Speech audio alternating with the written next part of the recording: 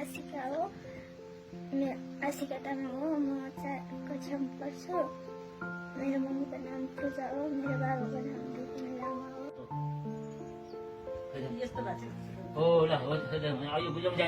बिहान पर दिनभरिमा तन्ना जस तन्नाहरू के अरे फेरेको गर्नुपर्छ त्यस्तो चाहिँ छैन।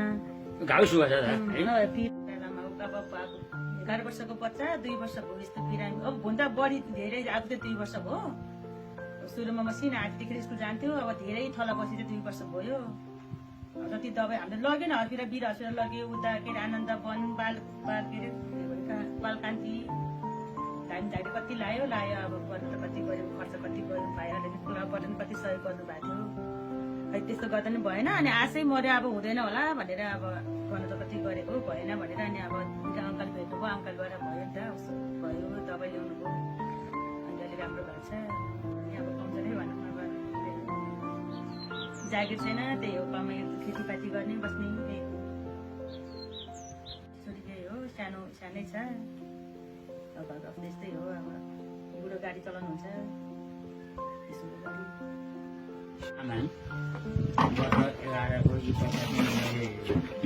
बिरामी हुने सुन्ने गाउँघरको हल्लामा वास्तवमा मलाई आधिकारिक रूपमा थाहा भएको होइन।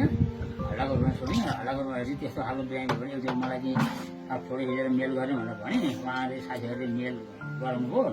गरेपछि मैले काठमाडौँमा गराएँ। अनि उहाँ यो औषधि खुवाउनु भन्ने त्यो औषधि खुवाउन सुरुवात गर्यो।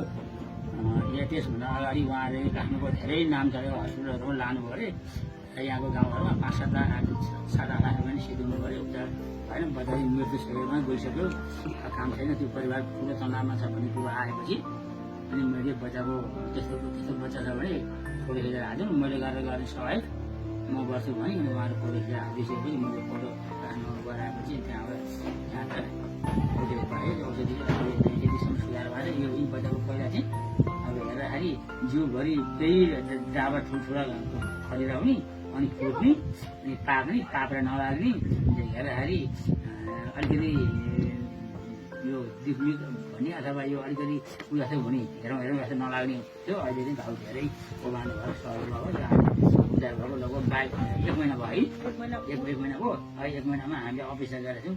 ट्रेनिङ हुन्छ र मलाई यो बच्चाको लागि बच्चाको आर्थिक अवस्था कमजोर भएकाले यो बच्चालाई पाठन गर्नदेखि लिएर औषधिका सम्पूर्ण कतैबाट सहयोग सबैले विचार एउटा मानव धर्म भाव विश्वास एउटा महानुभावहरू भेट्नुभयो देख्नुभयो हेर्नुभयो भने सहयोग गर्ने भने म यो सहयोग यहाँनिर जुटाइदिन्छु र मैले पनि सहयोग गरिहाल्छु। म गर्छु पनि अझै पनि। हाम्रो आश्रिता बहिनी चाहिँ विगत 2 वर्षदेखि यो खालको रोगसँग लडिरहनु भएको छ। हामीले सुरुवाती दिनहरूमा हाम्रो अभिप्रायबाट लग्ने पनि नानीलाई उपचारको लागि 15,000 रुपियाँ उपलब्ध गराइएको छ।